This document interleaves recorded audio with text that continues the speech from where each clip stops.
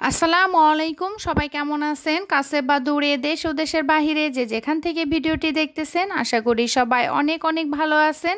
আল্লাহর রহমতে আমিও ভালো আছি। আমি কল্পনা, টাঙ্গাইল থেকে বলছি। আজকে আরেকটি নতুন ভিডিও নিয়ে হাজির হয়ে গেলাম। আশা করি ভিডিওটি ভালো লাগবে। ভালো লাগলে প্লিজ ভিডিওর শুরুতে একটা লাইক দিয়ে ভিডিওটি দেখা শুরু করবেন। তো এটা হচ্ছে আমাদের কক্সবাজারের লাস্ট ভিডিও। তো একে একে অনেকগুলো ভিডিও আপনাদের সাথে শেয়ার করছি। তো এটা যেদিন আমরা চলে আসবো তার আগের দিনের ভিডিও। তো এটা হচ্ছে ডলফিন মোড় আর কি। ডলফিন মোড় থেকে এখন আমরা যাব হচ্ছে টেকনাফ থেকে 0 পয়েন্ট। তো এখানে আমরা হচ্ছে লাবণী পয়েন্ট থেকে আর কি আমাদের হোটেলের সামনে থেকে সিএনজি নিছি। তো সিএনজি রিজার্ভ করে নেওয়া হয়েছে। তো এখানে লোকালেও যাওয়া যায়, তো যে যেভাবে যায় আর কি। যেহেতু আমরা 4 জন, তো আমাদের সিএনজিতে হয়ে গেছে। সিএনজিতে করে আমরা এখন যাব। এটা হচ্ছে যাইতেছে ডলফিন মোড় থেকে আপনার ইনানি ব্রিজ পার হয়ে আর কি যেতে হয় টেকনাফ থেকে 0 পয়েন্ট। তো এখানে মূলত শুধু শুধু যাওয়া হয়েছে। একদিকে শুধু সাগর, আরেকদিকে আর কি সাগর, আরেকদিকে হচ্ছে পাহাড়, এই আর কি। তো টেকনাফ তো এই যেখান থেকে আসলে মূলত সেন্ট মার্টিন যাওয়া হয় টেকনাফ, তো সেই জায়গায় তো আর যাওয়া যায়নি। এখন তো এই জায়গাটা আর কি বন্ধ, যেহেতু জাহাজ এগুলো যায় না টেকনাফ, সরকারি আর কি নিষিদ্ধ, বন্ধ এখন। তো আমরা গিয়েছিলাম টেকনাফ 0 পয়েন্ট। তো এখানে শুধু মূলত শুধু শুধু যাওয়া। তো এখানে গিয়ে আমরা কিছুই দেখতে পারি নাই। 0 পয়েন্টে শুধু সাগর আর সাগর আর পাহাড়। তো যাওয়ার মাঝখানে ইনানিতে নামা হয়েছে, কয়েকটা পয়েন্ট আর কি নেমে কিছুটা ছবি টবি তোলা হয়েছে, কিছু সময় কাটানো হয়েছে। তো ইনানি ব্রিজে চলে আসছি। তো ইনানি ব্রিজে এত গরম, কি বলবো, মানে অসহ্যকর গরম। আর ইনানির সৌন্দর্য তো একদম হারিয়ে গেছে। এটার সৌন্দর্য মূলত শীতের দিনেই দেখা যাচ্ছে যে ইনানির সৌন্দর্য হচ্ছে পাথরের জন্য গত বছর জানুয়ারিতে আসছিলাম, এত সুন্দর ছিল এই জায়গাটার ভিউ, মানে অনেকগুলো ছবি তুলছে, অনেকটা সময় কাটিয়েছি। তো এবার আর ইনানিতে এসে ভালো লাগেনি, শুধু শুধু নামা হয়েছিল। তো কাছে গিয়ে দেখি শুধু পানি আর পানি, পাথর তো নেই, একদম পানির নিচে চলে গেছে। এখানে খাখা মরুভূমির বালু, আর এত গরম ছুটছিল যে সাগরের যে মানে বাতাসটা পানির, এটাও অনেক গরম আঠালো ভাব এরকম ছিল। তো নেমে আপনাদের ভাইয়া বললো যে যেহেতু নামা হয়েছে এত গরম, চলো আমরা ডাব খাই। তো আমরা 4 জনে মিলে 4টা ডাব খেলাম। এখানকার ডাবেরও অনেক দাম। তারপর ডাবটা খেয়ে ভীষণ ভালোই লাগলো। তো কিছুক্ষণ তো এখানে ছিলাম 5-10 মিনিটের মতো আর কি ডাবটা খেতে, যতক্ষণ এত গরম কোথাও দাঁড়ানো যাচ্ছিল না। তো আবার রওনা হলাম সিএনজিতে। আমরা সিএনজিটা একদম রিজার্ভ করে নিয়েছিলাম, যে 11টা 11:30টার দিকে আর কি হোটেল থেকে বের হয়েছি, একদম 6টা পর্যন্ত ছিলাম। 6টার সময় আবার হোটেলে ব্যাক করছি। তো এত সারাদিন শুধু ঘুরছি আর ঘুরছি। ঘোরার মধ্যে শুধু সিএনজিতেই বসা, জায়গায় জায়গায় কিছুটা জায়গায় নামা হয়েছে, নেমে জাস্ট কয়েকটা ছবি তোলা হয়েছে। তো ইনানি তো তার সৌন্দর্যটা পেলাম না। তো যাইতেছে একদিকে পাহাড় পর্বত, আর একদিকে হচ্ছে আপনাদের সাগর, আপনাদের সরি বলে আপনার সাগর। তো এখানে সাগরের গর্জন শুনতেছি, সাগরের বাতাস পাইতেছি। তো যাইতেছি সিএনজিতে বসে থাকতে থাকতে একদম পুরা মাজাটা লেগে গেছে। প্রায় যাইতে আড়াই ঘন্টার মতো লাগছে। তো 2.5 ঘন্টা পরে গিয়েছে, 2.5 ঘন্টা পরে এসেছি। তো মাঝখানে এখানে ছিলাম অল্প সময়। তো এখানে মাঝখানে আবার সিএনজি থামে কিছুক্ষণ রেস্ট নেওয়া হয়েছে, কারণ এতক্ষণ বসে থাকতে থাকতে ভালো লাগেনি। আর এত গরম ছিল সিএনজিতে, যতক্ষণ ছিলাম বাতাসে ভালো লাগছে। তো বাতাসের মধ্যে একটা আঠালো ভাব ছিল, বালুতে একদম সারা শরীর ভরে গেছে। তো এখানে নেমে একটু রেস্ট করলাম, একটু দাঁড়িয়েছিলাম আর কি। তো দেখেন জেলেরা মাছ ধরতেছে। তো ভালোই লাগে, সাগর দেখতে কার না ভালো লাগে বলেন? সাগর দেখলে তো মনটা এমনিতেই ভালো হয়ে যায়। তো সাগর দেখতেছি। তো এখানে যেতে যেতে এখানে একটু রেস্ট করলাম। আমার মেয়ে তো বললো যে আমি গাছটা একটু ধরি, বললাম ধরো। তো এটা হচ্ছে মেইন ড্রাইভ রোড। এই রোডটা তো সবার কাছে রোডটা পরিচিত, এত সুন্দর, দুই দিকে সারি সারি নৌকা জেলেদের। এখন যেহেতু সরকারি নিষিদ্ধ মাছ ধরা, কারণ সাগর অনেক উত্তাল, তো ওনাদের নৌকাগুলো একদম রাস্তার ধারে সারি সারি করে রেখে দিয়েছে। এত সুন্দর লাগতেছে দেখতে, মানে এই জায়গাটা দেখে একদম চোখটা জুড়িয়ে গেল। নৌকাগুলো সারিভাবে রাখা, এপাশ ওপাশ দুই পাশেই। তো ভীষণ ভালো লাগতেছিল। তার আমাদের সিএনজি ড্রাইভারটা যেহেতু এখানকার লোকাল স্থানীয় আর কি, তো উনি তো আমাদের ঘুরে ঘুরে দেখাচ্ছে আর বলতেছে যে এখন তো মাছ ধরা নিষেধ, সেই জন্য সবার যারা নৌকাগুলো আর কি এভাবে রাখা হয়েছে। তো এখানে আরেকটা পয়েন্ট হয়েছে পাটোয়া টেক না কি বলে, তো ওই জায়গাটাতে আস্তে আস্তে আমরা 5টার দিকে ওইখানে গিয়েছিলাম, আধা ঘন্টা 1 ঘন্টার মতো ছিলাম। ওই জায়গাটা ভালো লাগছে। তো এখানে আসলে ভিডিও করা হয় নাই, ক্যামেরাম্যান দিয়ে ডিএসএলআর দিয়ে অনেকগুলো ছবি তোলা হয়েছে। তো এত ভালো লাগছে যে একদম ইনানির মতো আর কি, পাথরের মধ্যে বসে দাঁড়িয়ে অনেকভাবে ছবি তোলা হয়েছে, খুব ভালো লাগছে আর কি। তো এখানে দেখা যাচ্ছে যে যাওয়ার সময় রাস্তাটাতে জাস্ট উপভোগ করা গেছে। টেকনাফ যে 0 পয়েন্টে যে কিছুই দেখতে পারিনি, জাস্ট শুধু খোলা জায়গা। আর 10 মিনিট রাস্তা গেলে আর কি বাংলাদেশ শেষ, মায়ানমারের শুরু।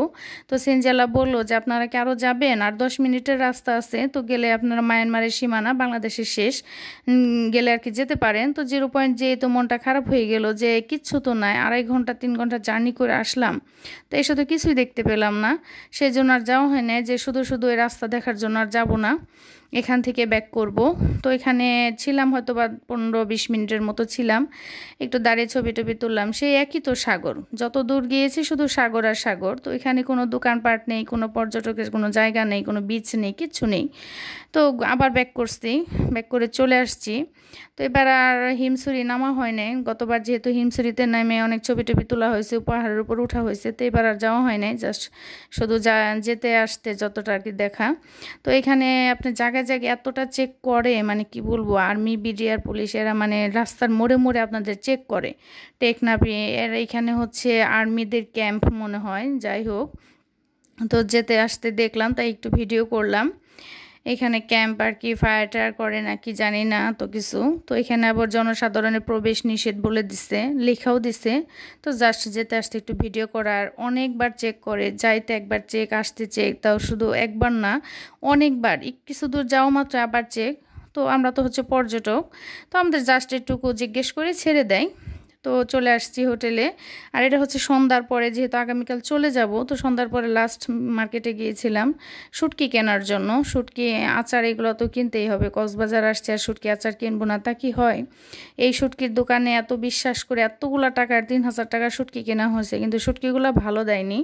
মানুষ আসলে মানুষকে ঠকায়। তো এই শুটকির প্যাকেট করা যে দেখছেন সুন্দরবন, এই শুটকিটার দোকানের নাম।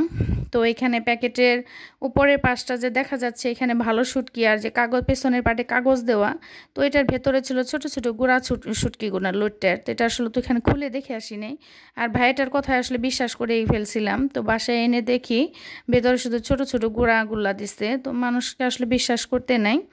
তো বিশ্বাসের অমর্যাদাটাই করে মানুষ, আজকালকার যুগে মানুষকে বিশ্বাস করতে নেয়। যাই হোক, শুটকিটা অতটা ভালো হয়নি। তো কি আর করার, বিশ্বাস করে ঠকে গেছি। তো অনেকগুলো শুটকি নিয়ে আসছি, যে লোট্টা শুটকি, ছুরি, তারপর হচ্ছে কাসকি শুটকি, এগুলো তো আসলে বাচ্চারা পছন্দ করে, চিংড়ি শুটকি, এগুলো নিয়ে আসছি। 3000 টাকার মতো শুটকি নিয়ে আসছি এবার। এই তো, আর পরের দিন হচ্ছে আমরা চলে যাব। এটাই হচ্ছে লাস্ট ঘোরাঘুরি আর লাস্ট ভিডিও আপনাদের সাথে শেয়ার করা। একে একে তো কক্সবাজারে অনেক ভিডিও শেয়ার করলাম। তো এখন তো বর্তমানে এইভাবে ভিডিও করা, ভিডিও শেয়ার কোনোটাই করতে পারি না, নানান ব্যস্ততায়। এই ভিডিওগুলো গত মাসের করা, কক্সবাজার থেকে আসছে 1 মাস হয়ে গেছে, সেই ভিডিওগুলো এখনও শেষ হয়নি। তখন ধৈর্য ধরে কে আসেন বা কে চলে গেছেন আমি জানি না, যে আসেন একটা লাইক দিতে ভুলে গিয়ে থাকলে প্লিজ একটা লাইক দিয়ে নেবেন। তো এটা হচ্ছে পরের দিন 12টার সময় তো আমাদের চেক আউট, আর 1:10 হচ্ছে আমাদের ফ্লাইট। যে এই তো প্রথমবার বিমানে উঠবো, বিমানে ওঠার অভিজ্ঞতাটা আপনাদের সাথে শেয়ার করব। তো সত্য কথা বলতে তো আসলে লজ্জার কিছু নাই। অনেকে ভাববেন যে আল্লাহ প্রথমবার বিমানে উঠছে, বা সেটা আবার শোয়াব করে বলতেছে, এটা অনেকে ভাবতে পারেন, কিন্তু না, এটা শোয়াব না। এটা হচ্ছে আমার মনের একটা আর কি, মানে ভালো লাগাটা শেয়ার করলাম, যে ফার্স্ট টাইম বিমান উঠবো সেটার অভিজ্ঞতা আর কি। তো এখানে ভিডিও করতেছিলাম কক্সবাজার এয়ারপোর্ট। তো ওনারা বলতেছে এখানে ভিডিও করা যাবে না, তো কি আর করার, ভিডিও করা হয়নি। যখন চেকিং টেকিং সব শেষ, এখানেও দেখি চেক করে, বাংলাদেশ থেকে তো বাংলাদেশে, তারপরে অনেক চেক। যাই হোক, তারা ফর্মালিটি তাদের তা পালন তো তারা করবেই। ভেতরে চেক টেক করা শেষ। এখন আমরা 1:10 আর কি আমাদের ফ্লাইট, আমরা বিমান উঠে গেতেছি। তো বিমানে ওঠার, আর ফার্স্ট টাইম বিমান ওঠার অভিজ্ঞতাটা আর কি বেশ ভালো লাগছে। একদম 10 ঘন্টার জার্নি মুহূর্তে 1 ঘন্টার মধ্যে শেষ। তো বিমানবালা আপুটা অনেক ভালো ছিল, ওতে তো সবাইকে ওয়েলকাম বলতেছে আর সুন্দর করে কথা বললো, বেশ ভালো লাগলো। তাদের শাড়ি, ড্রেস আপ এত সুন্দর, শুধু তাকিয়ে থাকতে ইচ্ছে করে। তো আমাদের বিমানে 2টা বিমানবালা আপু ছিল, 2টা বিমানবালা আপুর ড্রেস আপ, সাজগুজ সব কিছু এত সুন্দর, আর ব্যবহার এত ভালো, মানে কি বলবো, খুবই ভালো লাগছে। তো দেখা যাচ্ছে যে ট্রেনে গেলে আপনার 15 থেকে 16 ঘন্টা সময় লাগে, কক্সবাজার যেতে। আর ট্রেনে গিয়েছি 10 ঘন্টা জার্নি করে কমলাপুর থেকে। আর এখানে কক্সবাজার থেকে ঢাকা আসতে মাত্র লাগছে 1 ঘন্টা। দেখেন কতটা সাশ্রয়। আর এই তো আল্লাহ আল্লাহ করে এখন আমাদের বিমানটা ছেড়ে দেবে। 1 ঘন্টা 10 মিনিট 5 মিনিটের রাস্তা আর কি। 1টা 10-এ বিমান আর কি ফ্লাইট ছিল আমাদের, আর 2টা 15-তে নামা হয়েছে। তো আল্লাহ আল্লাহ করে বিমানটা ছেড়ে দিচ্ছে। বিমান ছোট হোক আর বড় হোক, বিমান তো বিমানই। দেখা যাচ্ছে যে শুরুর দিকে দোয়া কালামা পড়ে, তো অনেক সুন্দর করে আর কি দোয়া কালামা পড়ে, সবাইকে সিট বেল্ট বাঁধতে বলে, বানার পরে মানে সিট বেল্টকে আর বাঁধতে বলে আর কি। বলার পরে আর কি আল্লাহ আল্লাহ করে বিমানটা ছেড়ে দিল।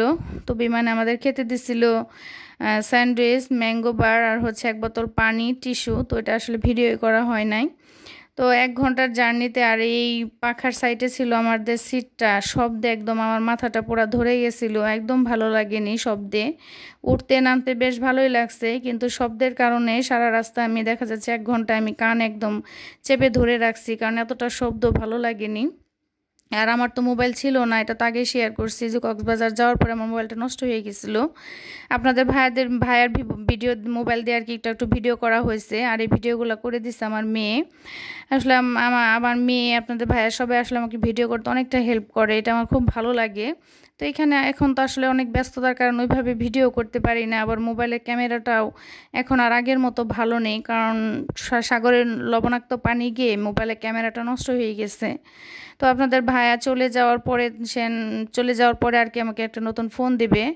তো সেই পর্যন্ত আমাকে এটা দিয়ে চলতে হবে। ক্যামেরাটা খুব একটা ভালো নেই, এর জন্য ভিডিও করতে ওই রকম আর আগের মতো উৎসাহ পাই না, কারণ ক্যামেরার রেজুলেশন ভালো না থাকলে তো ভিডিওটা ভালো আসে না। তো আমার ভাইয়া পুরা তো ভিডিওটা পছন্দ করবে না, তো এর জন্য খুব একটা ভিডিও করার আর কি মানে উৎসাহটাও পাই না। তো কাজের ফাঁকে যতটুকু আর কি ভিডিও টুকটাক পারি। তো এই ভয়েস দেওয়া, এডিট করা আসলে অনেক কষ্টকর হয়ে যায়, সেজন্য ভিডিও ছাড়তে পারি না। তো আমি কিন্তু প্রতিদিন আমার প্রিয় আপু ভাইয়াদের ভিডিওগুলো আমি দেখি, কিন্তু আমি আমার ভিডিওটাকে আর কি ছাড়ার জন্য আর কি এডিট করা, ভয়েস দিয়ে এগুলো আসলে করতে পারি না। তো আল্লাহ আল্লাহ করে তো আমাদের বিমানটা আকাশে উঠে গেছে। তো আর কিছুক্ষণ পরে দেখা যাবে শুধু সাদা মেঘ আর সাদা মেঘ। তো ওই ভিডিওটা করা হয়েছিল, মনে হয় ডিলিট হয়ে গেছে, এতদিনের মানে অনেক দিন হয়ে গেছে। তো বাচ্চারা সারাক্ষণই মোবাইল টিপে, দেখা যাচ্ছে হয়তো বা ভিডিওটা ডিলিট হয়ে গেছে। মাঝ আকাশে গিয়ে ভিডিওটা করা হয়েছিল, একদম সাদা কুয়াশা।